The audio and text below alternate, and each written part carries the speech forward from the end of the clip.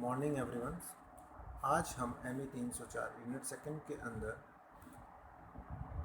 जो स्टडी करेंगे वो है input mediums and C coding numerical control processor. तो सबसे फर्स्ट है आपके इसमें इनपुट मीडियम्स। देखिए इनपुट मीडियम्स क्या होते हैं। इनपुट मीडियम्स जो होते हैं वो डेटा को स्टोर करने के लिए और N C machine control unit को इनपुट प्रोवाइड कराने के लिए जिन मीडियम्स डिफरेंट टाइप्स के इनपुट मीडियम्स का यूज़ किया जाता है उनमें से कुछ हैं आपके punch card, punch tapes, magnetic tapes, floppy disk. ये punch card and punch tapes जो होते हैं डाटा को स्टोर करते हैं सीरीज़ ऑफ होल की फॉर्म में, जो कि इनके लेंथ के अलॉन्ग बने हुए होते हैं।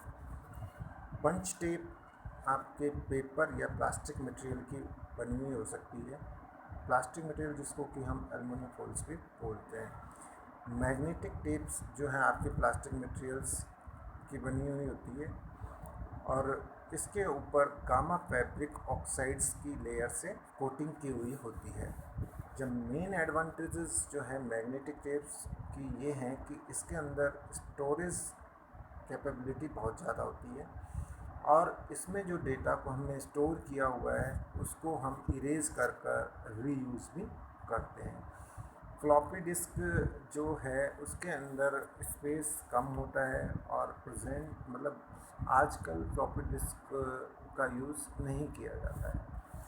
एनसी कोडिंग, जी कोड,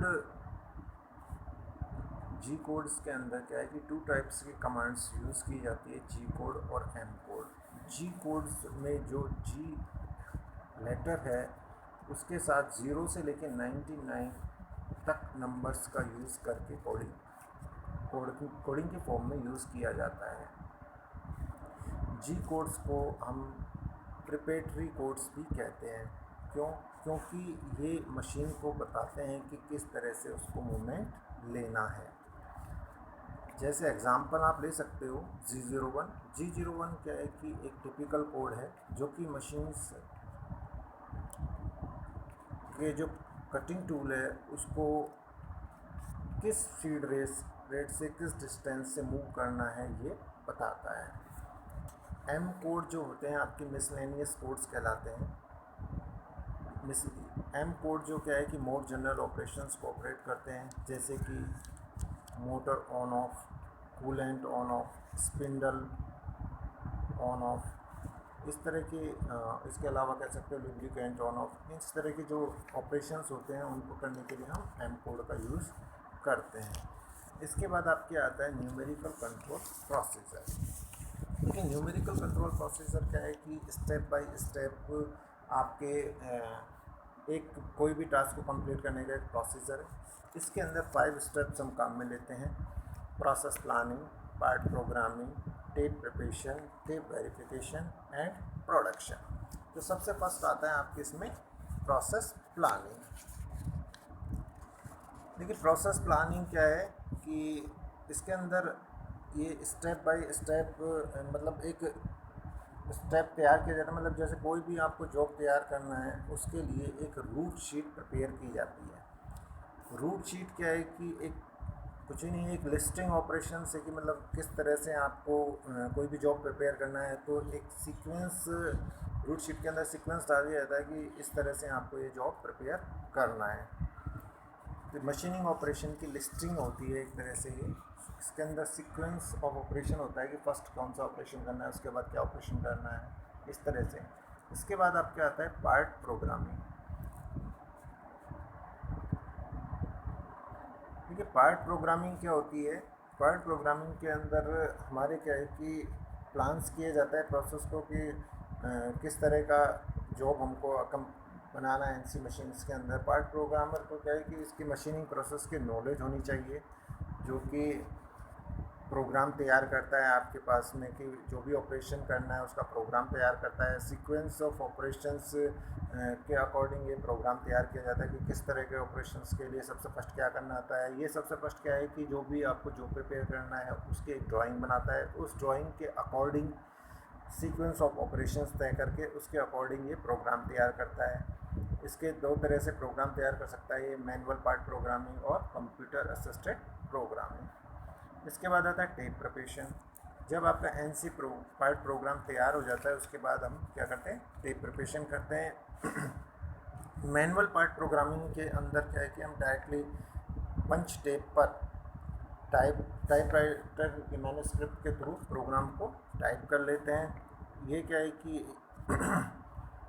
इसके अलावा जो कंप्यूटर असिस्टेड पार्ट प्रोग्रामिंग होती है उसमें उसके अंदर क्या ऑलरेडी कंप्यूटर के अंदर प्रोग्राम को सेव कर लिया जाता है बनाकर।